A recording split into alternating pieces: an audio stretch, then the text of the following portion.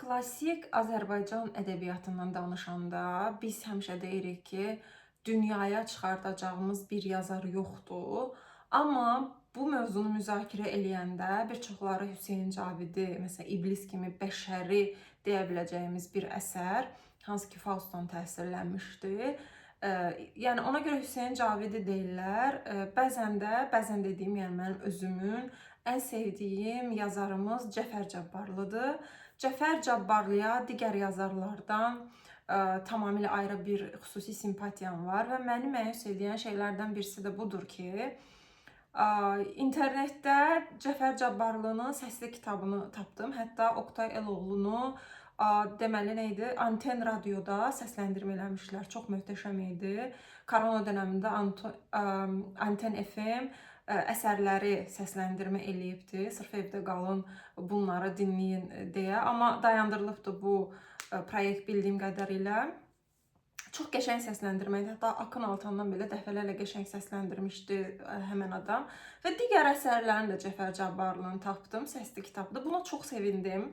Sonra Cəfər Cabbarlı haqqında search eləyəndə ki, yəni YouTube-dan gedir əlbəttə ki söhbət, nə məlumatlar var? Çünki məsələn, digər ədəbiyyatlar oxuyanda Edgar Allan Poe haqqında axtarışa verəndə, yəni o qədər ətraflı məlumat çıxır ki, hər bir oxucu sırf akademik səviyyədə yox və yaxud da ki, bir ədəbiyyatçı olmağa ehtiyac yoxdur.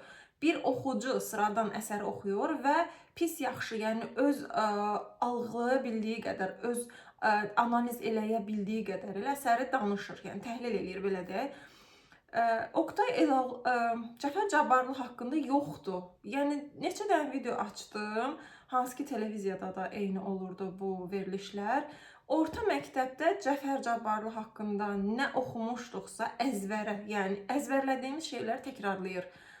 Neçə dənə video var, həqiqətən bir əsərini qoyaq, bunu oxucu gözü ilə təhlil eləyir. Mən burada bunu anladım, burada belə deyilir. Heç yoxdur, yəni çox bu məni məyus eləyən bir şeydir. Çünki İblis haqqında da dediyim kimi, İblis də Azərbaycan ədəbiyyatı deyəndə ilk ağlımıza gələn möhtəşəm əsərlərdən birisidir. Onunla bağlı da sadəcə bir müəllim dərs zamanı video çəkib, o da 7 dəqiqəlik bir video idi, onu yükləmişdi. Orada da məsəl üçün deyir ki, burada dini yox, dinə tənqid eləmirdi, bəs xurafatı. Yəni həmişə eyni, yəni başqa bir dənə cümlə görmürük ki, bu adamlar desinə xurafatı tənqid eləyir. Məsələn, Cəlil Məmmədquluzadə və yaxud da ki Sabir və yaxud da ki Hüseyn Cavid tutalım, okey. Amma əsaslandır o zaman ki, xurafat dediyin nədir? Nəyə görə deyirsən ki, dini yox, xurafat eləyir? Yəni bu şablon əzbərlənmiş bir cümlədir də. Mən bunu belə düşünürəm. Xurafat deyirsənsə, yenə də mən okeyəm, amma fikrini əsaslandır. Deməli, Cəfər Cabbarlı haqqında bu qədər sevdiyim, həqiqətən mənə görə dünyaya çıxarda biləcəyimiz bir yazar idi və təbii ki, Cəfər Cabbarlı haqqında da bir çox müzakirəli fikirlər var.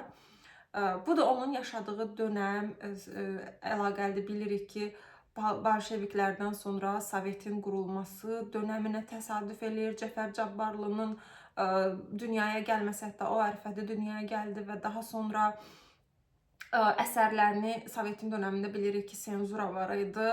Ya senzuraya məruz qalırdın, əsərlərin kəsilib biçilirdi, ya metaforlardan istifadə eləməlisən. Yəni, nəticə olaraq açıq şəkildə yaza bilmirdin, sürgün olmaq təhlükəsi var idi. Və yaxud da ki, Sovetin istədiyi şey yazmalıydım, belə deyək. Və bu əlbəttə ki, televiziyada da belə idi. Məsələn, biz indi modern zamanda bir şey olanda köhnə nəsil deyir ki, bizim vaxtımızda belə şeylər yox idi, indi əxlaqsızlıq başalıb gedib. Halbuki, yəni o vaxt bundan da pis idi. Sadəcə olaraq senzur olduğu üçün o zaman insanlar görmürdü. Ədəbiyyat da belədir. Mən bu mövzuda Cəfər Cabbarlı haqqında nə demək istəyirəm? Məsələn, Sevil əsəri, hansı ki, yaxınlarda da onun tamaşasını izlədim, YouTube-da yəni, filminə də izləmişdim, əsər təbii ki, bilirəm və çox sensasiyalar yaratmış bir əsər idi zamanında da. Yəni, bu əsər haqqında çox müzakirələr edilir ki, Cəfər Cabbarlı orada Sovet Rusiyasının propagandası idi, yəni orada qadının təsviri, Sevilin bilirik ki, əslində Sevil hicabı atan ilk qadın obraz olub. Hicab orada azadlığın simvoluydu və o teatrda göstərilən zaman deyirlər ki, teatrda qadınlar hicablarını açdılar. Yəni Sovetin görmək istədiyi modern bir qadını təsvir eləyirdi Sevil obrazı ilə. Yəni yaratmaq istədiyi qadın obrazı idi Sevil. Mən buna nəyə görə qatılmıram? Çünki qatılmıram və yaxud da ki, eyni dərəcədə. Yəni biz bu arada bir şey deyim ki, biz məktəbdən bizə təhlil eləməyi öyrətmirlər. Yəni bir əsəri oxuyuruq, əzbərləyib keçib danışırıq. Amma öz fikrimizlə, yəni səhv belə olsa, öz fikrinlə əsəri təhlil eləyə bilmirsən. Yəni bir şey səhv eləyə onsuz da öyrənirsən. Məsələn, davamlı olaraq ona görə məni boğmağa başlayır bu durum ki, niyə digərlərində var, digər millətlər bunu təhlil eləyir. Özü çox primitiv şəkildə təhlillər mən izləyirəm YouTube-da və yaxud da ki, Cəfər Cabbarlının, yəni yanından keçməyəcək yazarların əsərləri bu qədər məşhurdur və bizdə həqiqətən bilinmir Azərbaycan ədəbiyyatı. Demək, Sevil əsərində insanları narazı salan o idi ki, dediyim kimi Sovetin tələb elədiyini yazmışdı Cəfər Cabbarlı ki, bu sadəcə Cəfər Cabbarlıya aid deyil. Yəni Sovetin dönəmində yazıb yaratmış bir çox bizim tanıdığımız klassik Azərbaycan ədəbiyyatı yazarlarına aid edilir bu fikirlər. Demək, birincisi qadın azadlığı mövzusuna gələndə bilirik ki, bütün dünyada qadınlar seçim hüququ üçün, səs vermə hüququ üçün və yaxud da ki, azadlıqları üçün mübarizələr aparıblar, qanlar tökülüb həyatlarını veriblər. O azadlığı elə alıblar. Amma Azərbaycan yeganə ölkədir ki, biz deyirik ki, şərqdə ilk dəfə səs vermə hüququ Azərbaycanlılarda olub. Yəni biz almışıq. Bu özü ümumilikdə bir sual yaradır ki, necə olur bəs bütün dünya qadınlar canlarından keçir bu azadlıq uğrunda, bu hüquq uğrunda. Amma bizdə belə gətirib hədiyyə verirlər. Heç bir ortada mübarizə falan yoxdur. Hələ bir tam tərsinə də o dönəmdə bizim toplum bu azadlığı, qadın patriarxalın güclü olması, qadının ikinci planda indi də elədir, yəni bütün toplumlarda belədir, amma dərəcəsi var belə deyək. Yəni necə olur bu? Çünki Sovet Rusiyasında, yəni Azərbaycan da Sovetin tərkibində olduğu üçün, yəni birlik, bərabərlik və qadınlara o hüquq verilmişdi. Ümumilikdə isə, yəni bu verilən o seçmə hüququ onsuz da təkpartiyalı sistem idi Sovetdə. Onsuz da o hüquq səndə olsa da gedib səs verə bilmirdin. Yəni nəticə olaraq bir şey danışmırdı. Belə deyək ki, işçi qüvvəsi üçün, yəni bir kişinin sadəcə kişilərin işləməkdənsə, qadınlar da işləsə daha çox işçi gücü olur və yaxud da ki, yəni bunu kapitalizmdə eyni eləmək olur. Nəticə olaraq mən düşünmürəm ki, ümumilikdə Sovetin elədiyi bizim topluma zərərlər veribdi. Bizim topluma nə qədər uyuşur o mədəniyyət. Çünki məsəl üçün indi Oqtay Eloğlu əsərini dinlədim, indi o haqda danışacağam. Burada da məsəl üçün süni mədəniyyətin yaradılmasına da belə deyim, eyham edilir. Amma nəticə etibarilə məsələn Sevil əsəri başlı-başına mənə görə bir inqilabı deyə biləcəyim bir əsərdir. Çünki hicabın atılması, yenə də deyirəm, Sevilin tamamilə, əsasən Sevildən də çox gülüş obrazı orada maarifləndirici obrazı idi. Sevili daha çox o fikirləri ilə təsir eləyirdi. Tamaşalarında barədə izləyə bilərsiniz. Sevil əsərini qısaca danışım, çünki əsasən Oqtay Eloğlundan danışmaq istəyirəm. Sevil əsərində əri tərəfindən belə deyim, heç insan yerinə qoyulmayan bir qadındır Sevil. Onun balaş əri tamamilə patriarxalın simvoludur. Sevil hicablı, itaətkar, ərinə Allah gözü ilə baxan, bir dediyin iki eləməyən bir qadındır. Və günlərin bir günü onun əri onu hətta utanır, onun üstünə gedir başqa bir Avropalı, amma o qadın tipi də çox tənqid, yəni müzakirəli bir mövzudur. Yəni saxta modern bir qadın təsvir edilibdir orada. Və o qadınla, yəni sadəcə vizual olaraq moderndir, Avropalıdır. Yəni dəyərləri olaraq çox aşağı bir qadın təsvir edilir. və Avropanın bəlkə də bilmirəm, o qadında Avropanın mədəniyyətinin saxtakarlığı da belə simvol edilirdi. Yəni bunlar hamısı sən nə qədər oxuya bilirsən simvolları və yaxud da oxuduğundan nə anlayırsan və yaxud da ki, nə anlamaq istəyirsən, tamamilə müzakirəli məsələdir. Yəni dediyim kimi, bu qadınla sevgili olur, Balaş, yəni Sevilin əri və Sevil tək qalır, tərk edilmiş olur. Daha sonra Gülüş, hansı ki Balaşın bacısı, Sevilin baldızı belə deyək, ona fikirlər aşılamağa başlayır. Tamamilə belə deyərdim ki, Sevilin dəyişimində, hətta mənə görə əsərdə Sevildən belə daha önəmlidir Gülüş obrazı. Bir Sevili yaradır, belə deyək. Modern Azərbaycan, azad Azərbaycan qadınını yaradan əslində Gülüş olur orada. Və geri qalan, məsəl üçün, Sevilin öz atası, qaynatası, Balaş obrazı, bunların hamısı ümumilikdə patriarxalın simvoludur. Yəni, kişilərin daha güclü olduğu, söz sahibi olduğu sistemdən bəhs edirəm, patriarxal dediyimdə. Və Sevil artıq bu bütü qırır. Büt dediyim nədir?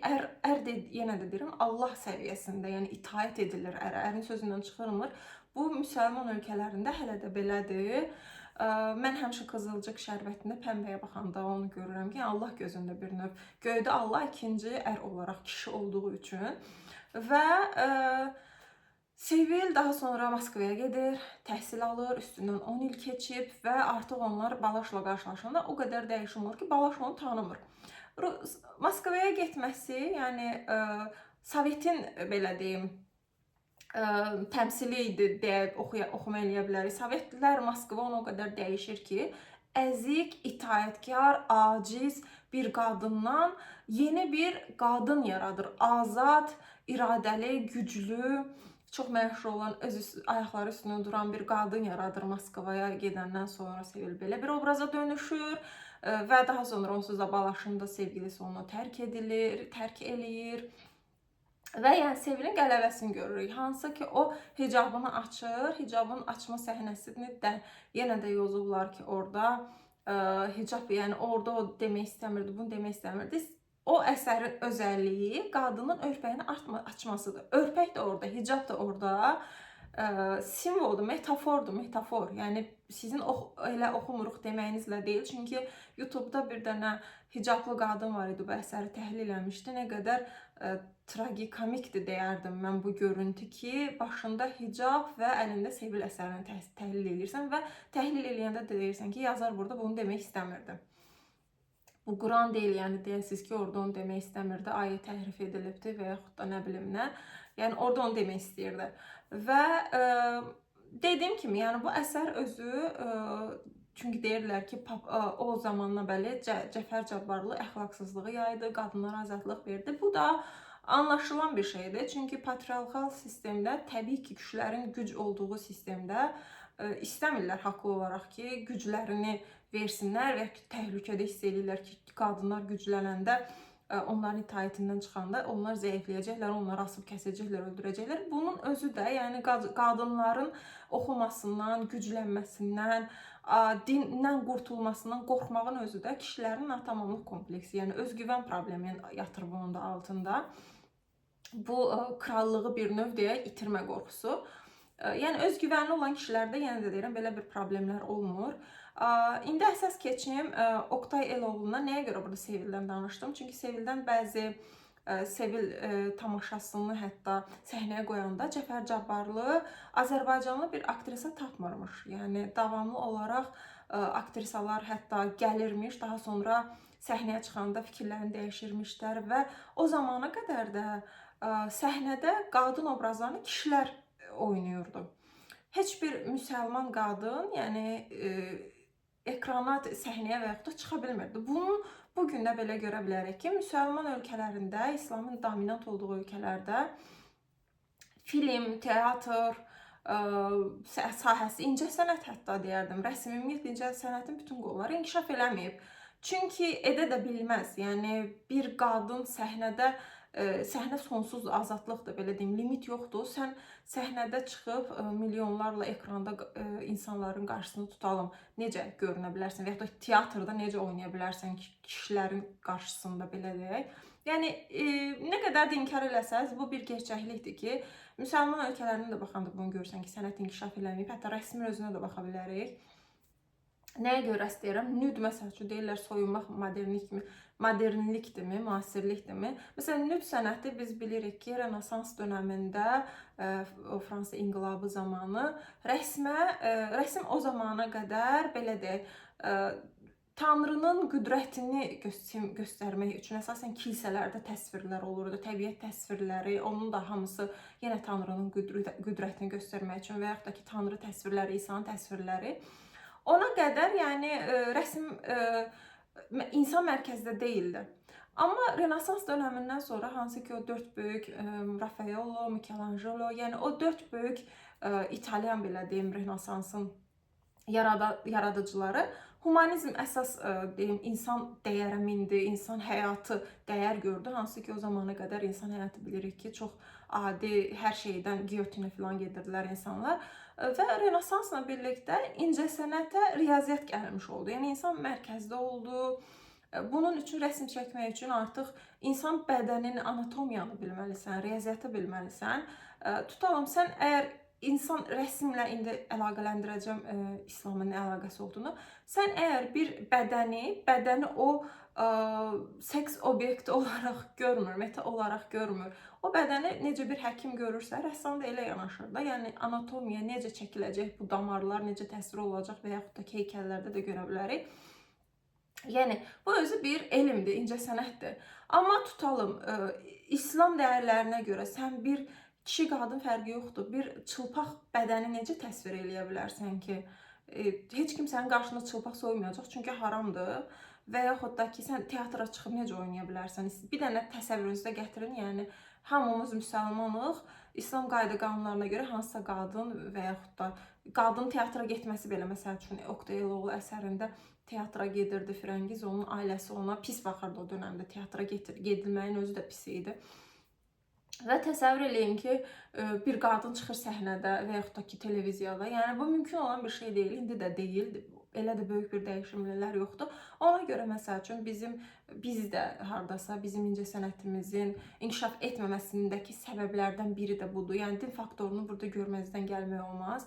Qorxu filmlərindən bəhs eləyəndə məsələn bunu demişdim ki, Avropada qorxu filmləri daha çoxdur, bizdə yoxdur. Yəni bizdə bir dənə Hasan Karacataşdı, Dabbe filmi ilə tanıdığımız. Yəni nə qədər çəkə bilərlər də, yəni bilmirəm. Fikirlər təbii ki, müzakirəlidir, amma mən burada din faktorunu xüsusilə vurğulamaq istəyirəm. Oqtay Eloğlu əsərinə keçək. Oqtay Eloğlunda Oqtay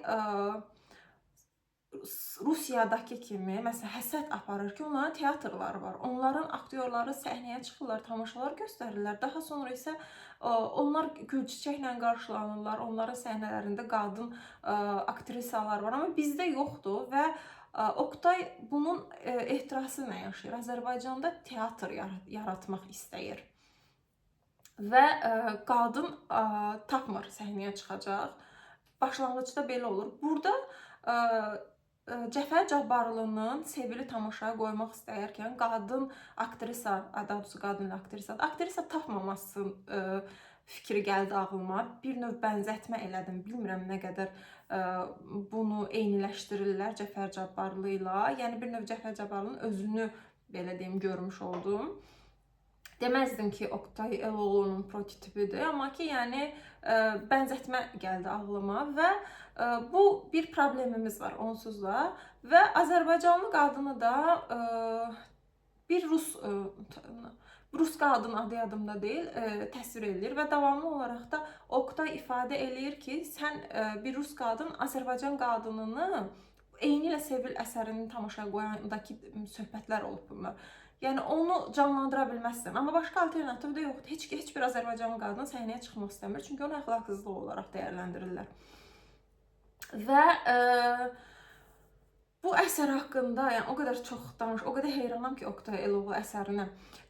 Deməli, daha sonra səhnədə Firəngizi görürük. Firəngiz sinif fərqlərində görürük eyni ilə bu əsərdə. Tipik varlı qadın, varlı qız, kasıb oğlan. Oqtay kasıb ailədəndir, sadəcə bir bacısı var. Firəngiz isə zadəgan ailəsindəndir və o rəfiqəsi ilə birlikdə teatra gəlir və Oqtaya heyrandır. Oqtay isə onun sevgisinə qarşılıq olaraq deyir ki, sən mənim səhnədəki halımı sevirsən. Yəni mənim özümü sevmirsən, daxilimi tanımırsan çünki. Firəngiz isə israr eləyir onu sevməsi ilə bağlı. Daha sonra Firəngizin atasını görürük. O ata o dönəmdəki, hətta indiki dönəmdə də deyərdim, Azərbaycanlı obrazıdır. Çünki qızını teatra getdiyi üçün tənqid eləyir. Hətta onun məktublarını öyrənir, bunun üçün də tənqid eləyir. Zorla Firəngizi Oqtaydan ayrılırlar. Qardaşı ilə atası başqa bir adamla evləndirirlər. Oqtayı isə sürgün eləyirlər, Sibirə sürgün eləyirlər. Oqtay Firəngizin onu sevmədiyini eşidəndən sonra bir növ böhran yaşayır. Artıq reallıq və illüziya arasında itirir, bağını itirir və bu səhnələrdən sonra başlayır davamlı olaraq həqiqət nədir suallarını verməyə. Əsərin sonuna qədər biz bunu eşidirik Oqtaydan ki, həqiqət nədir? O olduğu hər şeyi sorğulayır. Burada güzgü metaforu var idi. Güzgü metaforu bilirik ki, mifologiyada da məsəl üçün güzgü metaforlar haqqında danışmışdım. Jungun arxetiplərində də güzgü metafor haqqında, yəni çox simvolları var güzgünün, amma insanın ilk şəxsiyyətini belə deyim, özünü tanıma mərhələsində də güzgü bilirik ki, uşaq ilk dəfə öz əksini güzgüdə görür. O özünü ilk dəfə orada tanıyır, amma bir əks tərəfdən görür. Və yaxud da yenə də deyim, arxetip olaraq da güzgünü dəyərləndirmək olur. Bir də bu əsərdə teatrın obraz olaraq, metafor olaraq bilmirəm nə qədər doğrudur. Çünki YouTube-da məlumat olmadığı üçün, yəni başqalarının fikrini oxuya bilmədim ki, eşidə bilmədim ki, görüm onlar nə düşünür. Ona görə ilk oxumalarımı deyəcəm, yəni öz fikirlərimi. Teatrı mən orada Azərbaycan Sovetin dönəmindəki o süni mədəniyyət yaratmağa çalışırdı. Sovetlər Azərbaycan süni insan yaratmağa çalışırdılar. Onun təsviri kimi oxuyuram. Yəni teatr roldur. Azərbaycan o dönəmdə sadəcə rol oynayır. Bütün Azərbaycan toplumu. Ona persona var idi, Jungun yenə maska deyirdik hansı ki, cəmiyyət səni qəbul eləsin deyə o maskanı taxmalısan. Qurdlarla qaçan qadınlarda bunu demişdim. Məsələn, burada da bunu görürük. Yəni o insanlar teatra gedirlər. Məsələn, Firəngizin atası Firəngizin atası məsəl üçün qızını oxudub, oğlunu da oxudub. Moderndilər, güya ki, teatra gedirlər, güya təhsil alıblar. Amma mahiyyət dəyişməyib. Yəni Firəngizin atası modern bir insan tipi deyil və yaxud da ki, qardaşı deyillər. Bunlar sadəcə saxta, qurama bir süni mədəniyyət yaradılıbdır. Bunu yenə deyirəm, Sovetlərin yaratdığı süni mədəniləşmiş Azərbaycanlı obrazlarına göndərmə olaraq düşünürəm. O teatr Azərbaycandır və daha sonra o qədər şey var ki, ağlımda bilmirəm hansını deyim. Oqtay Eloğlu sürgünə gedir. Bu hissəsini bilirik ki, yəni Sovetin dönəmində yenə də deyirəm, senzuraya məruz qalırdılar və onların istəklərini yazmayan yazarlara da sürgün edilirlər. Bir çox Azərbaycan yazarı da o dönəmdə sürgün edilmişdi. Bilmirəm hər nə qədər buna da göndərmə edilə bilərmi? Amma Oqtay o Sovetin saxtakarlığından sanki belə hiss elədim ki, o teatr zalı, teatr səhnəsi və Oqtayın dəli olması ətrafındakı bütün insanları saxtakar adlanırdı. Aynaya baxırdı. Burada fikrim dağıldı bayaq. Məsələn, aynada Oqtay hər kəs gedəndən sonra tək qalır. Əsərin ən önəmli hissələrindən biri budur. Özü ilə tək qalır və aynada sorğulayır, özünü sorğulayır. Deyir, mən nə istəyirəm, mən nəyə nail olmuşam, nəyə nail olmaq istəyərdim, özünü sorğuladığı səhnə. Və yaxud da ki, məsələn, divar haqqında danışanda dostuyla sonlara yaxın deyir ki, bu daş çirkindir, amma budur, olan budur, yəni real budur. Amma bu kağız parçasını divara yapışdıranda bu saxtadır, real olmayan bir şeydir. Bu dialoqlar mənim orta məktəbdən də hətta bu yadımda qalmışdı, bu səhnələr həqiqiliyi sorğulandı, yəni həqiqət nədir sorğulayandakı fikirlərində bu səslənirdi. Daha sonra mənim ən təsirləndiyim. Bir də Frəngiz burada bizim bildiyimiz, yəni sıradan romantik kişi-qadın münasibəti deyil. Yəni Oktay rədd cavabı aldı deyə Frəngiz ayrılıb başqası evləndi deyə Oktay dəli olmurdu. Oktayı dəli eləyən şey o Frəngiz sayəsində, Frängizin ona simpatiyası sayəsində ilk dəfə düşünürdü ki, xalq onu anlamağa başlayır. Yəni xalq teatrı sevməyə başlayır. Həqiqətən mədəniləşirik, belə deyək. Amma daha sonra gördü ki, Frängizin onu tərk eləməsi ilə, Frängizin atasını seçdiyi adamla evlənməsi bütün onun xalqın süyniliyini, bu süni mədəniyyəti bir növ onun üzünə vurdu. Və Oktay elə anlayırdı ki, bu toplum, bu teatrın yaradılmasına, bu mədəniyyətə hazır deyil, hər şey saxtadır. Və sürgündən gələndən sonra, hansı ki artıq Frəngiz də evlənib, ayrılıbdır və Oktayı istəyirlər ki, artıq Azərbaycanda bir əslində istəyinə nail olub teatrı yaradıbdır. Amma hələ də bu qədər il keçməsinə baxmayaraq teatr yaransa da bir Azərbaycanlı aktrisa tapılmayıb. Yəni bu mövzu hələ də həllini tapmayıbdır. Hansı ki Oktayın çox kömək elədiyi bir dostu da onun yerinə keçib teatrda direktorluq eləyir. Və Oktay köhnə dostlar tapırlar, deyirlər ki, o adamın saçının hər dənəsi qızıl dəyərlinədir. Biz onu yenidən səhnəyə çıxardaq. Və Oktay da əsərin əvvəlindən də görürük ki, Şillerin qaçaqlarını tamaşaya qoymaq istəyirdi. Və Oktay yenidən çox güc bəla ilə razı salmağa çalışırlar səhnəyə çıxsın deyə. Oktay yenidən ümidlənəndə oradakı Ofeliyanı, qaçaqlar, Şillerin qaçaqları əsərini canlandıran Ofeliyanı canlandırır bir rus qadın və Oktayın o qadın arasında müzakirələr yaranır. Münaqişə daha doğrusu yaranır. Bu yenə eyni ilə Sevil piyesini tamaşaya qoyanda Cəfər Cabbarlı eyni ilə o rus aktrisaları qəbul eləmirdi. Yəni sırf deyirdi ki, Azərbaycanlı qadın lazımdır. Yenə o səhnələri xatırlatdı mənə. O qadın da deyir ki, yəni bu kimdir ki, bir səfil adamdır, o gəlir mənə tənqid eləyir, mən səhnəyə çıxmayacağam, bu qadın heç cür razı sala bilmirlər və bütün bunlar hamısını Frəngiz Nərgiz adlı rəfiqəsi ilə gəldiyi üçün görür və ürəyi dözmür. Deyir ki, bütün bunlar Oktay layiq deyil. Yəni o bir ümid yenidən həyata qayıdırdı bu qədər faciələr yaşadıktan sonra, bu qədər sürgün yaşadıktan sonra. Oktayın sadəcə bir bacısı var, o da xəstədir, dilənir. Hətta ilk görüşdə onlar bir-birlərini tanımırlar. Çox böyük bir faciə idi bu da. Hətta Oktay bacısı haqqında deyir ki, sən gözəl olsan da səninlə heç kim almayacaq, belə də təsvir edilir. Çünki sən kasıbsan, xəstəsən, yaxşı ailədən deyilsən. Onda da özünü günahlandırır hətta. Və Frəngiz kömək eləmək məqsədi ilə deyir ki, mən çıxacağam səhnəyə. Və orada da deyirlər ki, sən səhnəni yəni bilmirsən. Frəngiz ideya edir ki, yəni mən oynaya bilərəm, bu rol üçün hazıram. Və səhnəyə ilk çıxan qadın beləcə Frəngiz olur. Tamaşa başlayanda Oktay Frəngizi görür və tanıyır və onda artıq psixologiyası tamamilə çökmüş olur. Gerçəklə illüziyanı qarışdırmış olur, belə deyək. Qarşısındakı Frəngizi Frəngiz olaraq, yəni səhnədə oynamamağa başlayır. Yəni Frəngiz olaraq görür. Hansı ki onu xəbərdarlıq edir. Frəngiz özü də deyir ki, mən Ofeliyanı canlandırıram. Ofeliyanı sonunda öldürməlidir məsəl üçün Oktay. Və burada dəhşət bir faciə yaşanmış olur. Oktay həm Frəngizi, yəni səhnəyə çıxan ilk Azərbaycanlı qadını öldürərək onu ölümsüzləşdirir.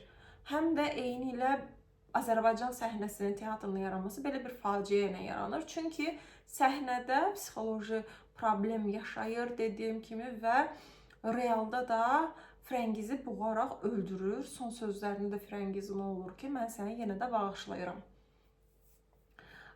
Ondan sonra Oktay sorğulayır, Tanrını sorğulayır, Tanrının tənqidi var bu əsərdə, cəmiyyəti sorğulayır,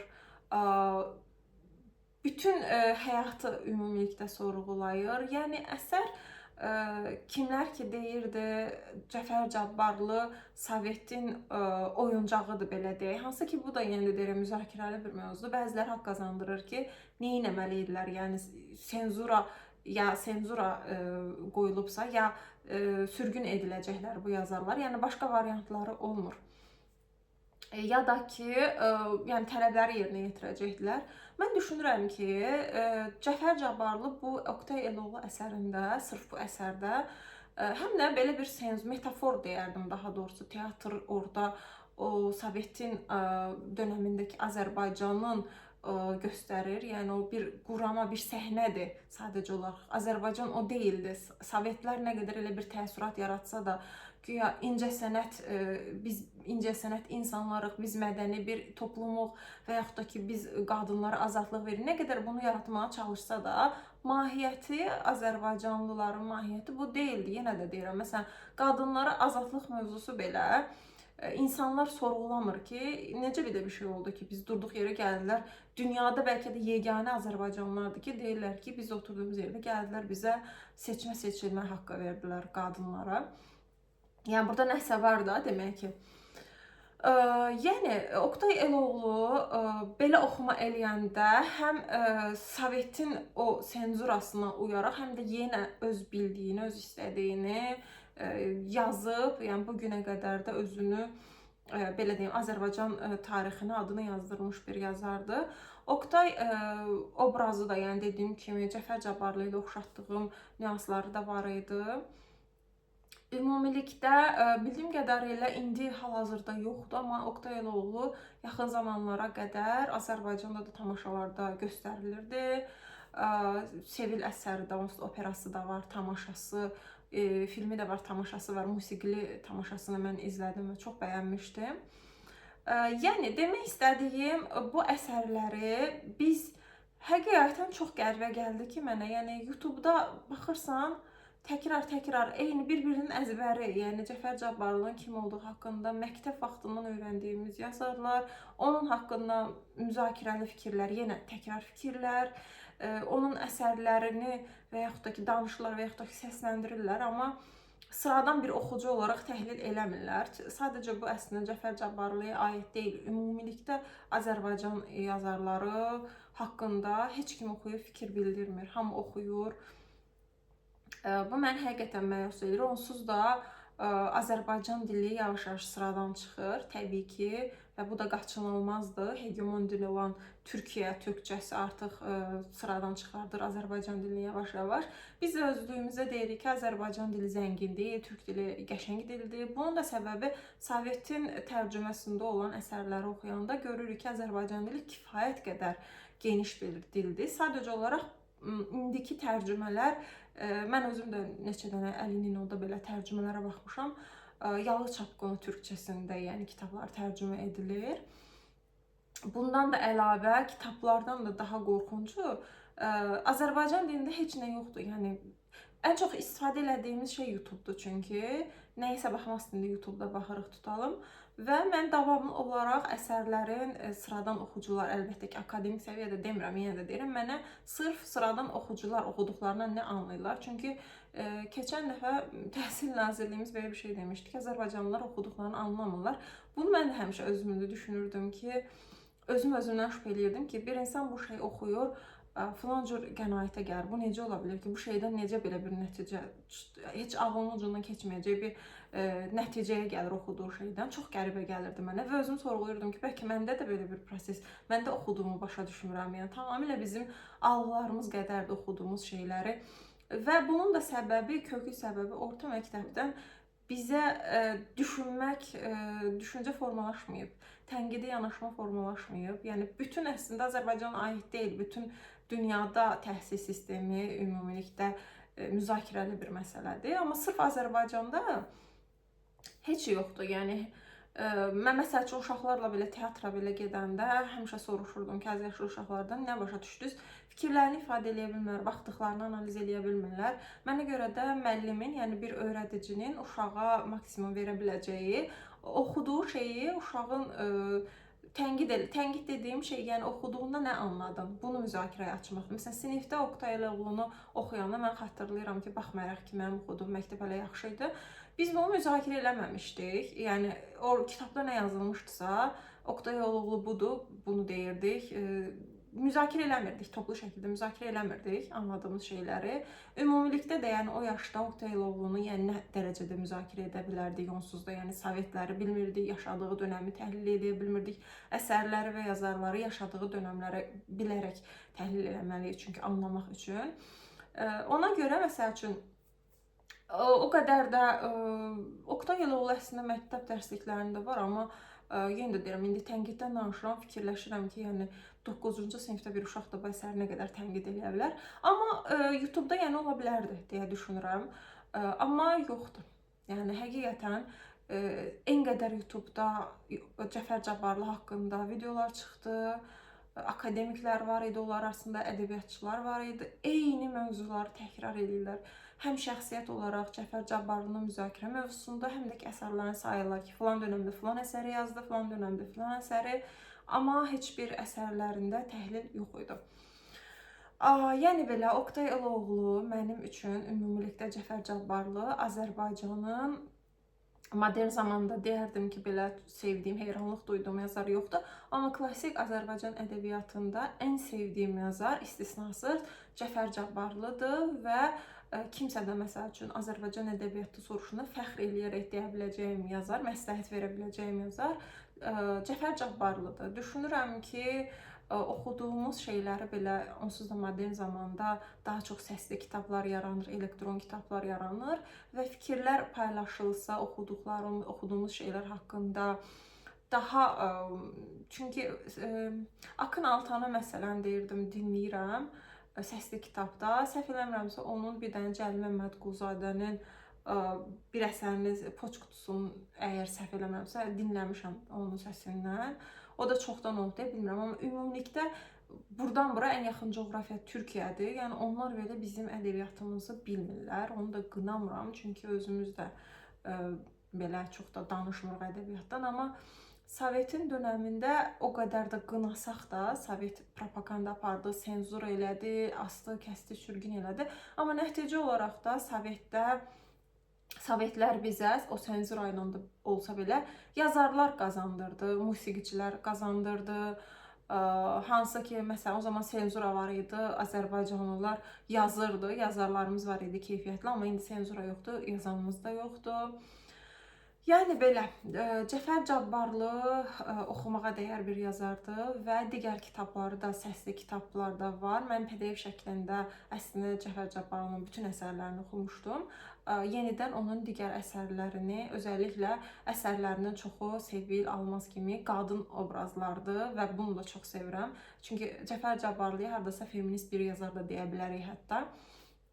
Hər nə qədər müzakirəli bir şəxsiyyət olsa da, yəni o kitablarını da səsli kitabda dinləyəcəm. Əgər oxumaq vaxt qısıtlığı və s. problemdirsə, onu xüsusilə vurğulamaq istəyirəm ki, ən azından səsləndiriblər onun kitablarını, əsərlərini və oradan dinləyə bilərik.